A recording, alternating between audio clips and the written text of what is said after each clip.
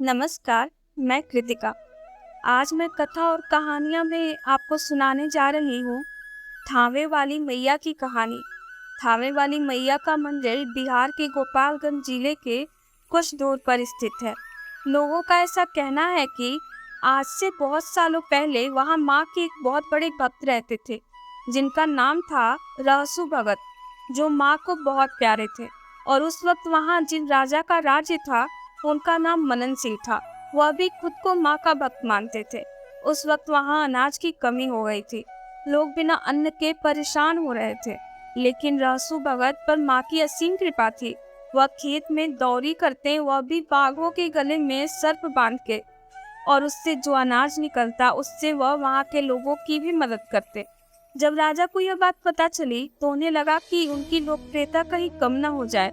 उन्हें अपने पतन का डर सताने लगा। एक दिन उन्होंने रहसु भगत को दरबार में बुलाया और उनसे कहा कि सुना है कि तुम्हें माता साक्षात दर्शन देती हैं, तो मैं चाहता हूँ कि तुम आज उनके दर्शन मुझे भी करवाओ।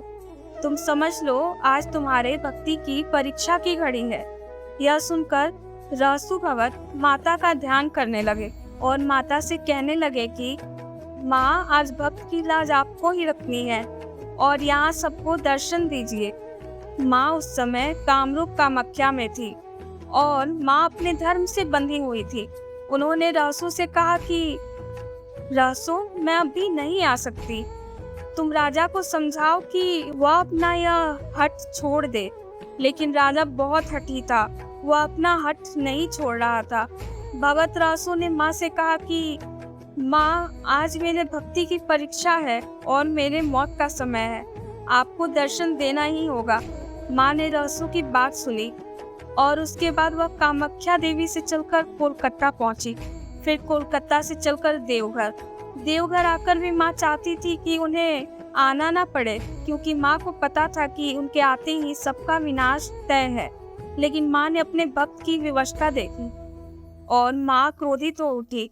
वह देवघर से चलकर पटना आई और पटना से आमी आमी जो छपरा के पास है, और फिर वहां से माँ थावे पहुंची। थावे आने के बाद माँ ने साक्षात दर्शन दिए। माँ बहुत क्रोधित थी और उनका एक हाथ रहसु भगत के सर से बाहर निकला, जिनमें उन्होंने सोने के कंगन पहने हुए थे। यह दर्शन देखने के बाद राजा मनन सिंह ने वहीं प्राण त्याग दी और सब तहस नहस हो गया। तब से लेकर आज तक वहां पर माँ वन देवी, थावे भवानी, जगत महारानी की पूजा होती है और आज भी लोग दूर दूर से उनके दर्शन करने आते हैं और उनसे अपनी मुराद मांगते हैं। कहा जाता है कि थावे वाली मैया का जो स्वरूप है, वह दिन के 3 घड़ियों में 3 अलग अलग रूपों में दिखता है।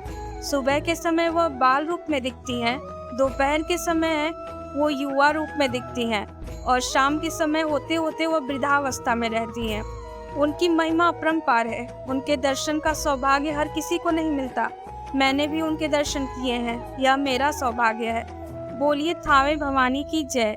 जय माता दी। जय श्री कृष्णा, जय श्री राम।